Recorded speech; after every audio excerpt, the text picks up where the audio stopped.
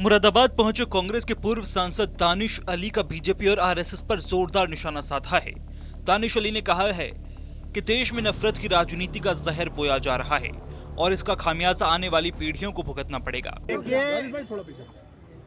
जो पिछले 11 साल में भारतीय जनता पार्टी ने जो बीज बोया है, जो नफरत की राजनीति आरएसएस और भाजपा कर रही है, वो इस देश के नौजवानों को बर्बाद करने का काम कर रही है।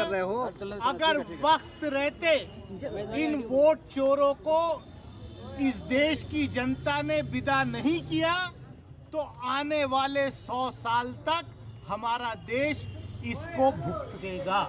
दानिश अली ने फतेहपुर के मकबरे पर हुई घटना को लेकर भी सरकार पर जोरदार हमला करते हुए कहा कि ये बीजेपी की नफरत भरी राजनीति का सीधा असर है।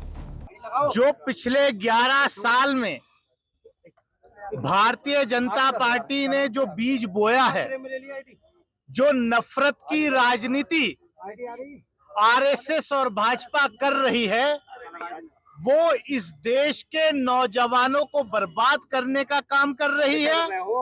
अगर वक्त रहते इन वोट चोरों को इस देश की जनता ने विदा नहीं किया तो आने वाले 100 साल तक हमारा देश इसको भुगतेगा।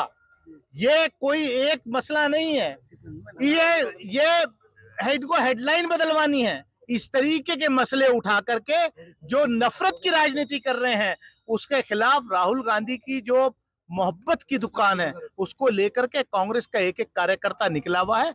ये फतेहपुर की घटना हो या दूसरी घटना हो, ये जो आरएसएस और भाजपा ने बीज बोया है, जो नफरत पैदा करी है, ये उसका नतीजा है। इस दौरान दानिश अली ने वोट चोरी और एसआईआर के मुद्दे को लेकर चुनाव आयोग को भी कटघरे में खड़ा किया। कांग्रेस नेता ने कहा कि चुनाव आयोग बीजेपी के इशारे पर काम कर रहा है। उन्होंने ये भी कहा कि लोकसभा में नेता प्रतिपक्ष राहुल गांधी की प्रेस कॉन्फ्रेंस के बाद अब ये बात पूरी तरह साफ हो गई है कि वोट चोरी की कोशिशें हो रही हैं। राहुल गांधी जी ने जो एसआईआर पर प्रेस कॉन्फ्रेंस की, उसके बाद से देश की जनता के दिमाग में चला गया कि हमारी वोट चोरी हो रही थी। वोट उनकी, वो जनता की चोरी हो रही है। इस आंदोलन को आगे बढ़ाया जाएगा। और राहुल जी की प्रेस कॉन्फ्रेंस के बाद पहले मुझे शक था, लेकिन उनकी प्रेस कॉन्फ्रेंस के बाद में मेरा वो शक यकीन में बदल गया कि मैं भी चुनाव जो है इस वोट चोरी की वजह से हारा। इलेक्शन कमीशन भाजपा के एजेंट के रूप में काम कर रहा है, ये हमारा आरोप नहीं, ये जो मतलब ब्लैक एंड व्हाइट में। वहीं मुरादाबाद के 70 साल पुराने कांग्रेस कार्यालय को लेकर भी दानिश अली खूब गरजे और साफ कर दिया कि कांग्रेस की धरोहर है और इस पर किसी भी कीमत पर कब्जा नहीं करने देंगे। ये कांग्रेस के पास ये कार्यालय पिछले 70 साल से है।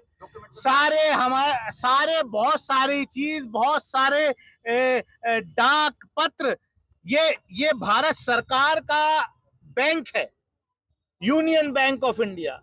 ये चिट्ठी लिखता है, the president district Congress committee, first floor, Moradabad, दुरट्टी मुरादाबाद।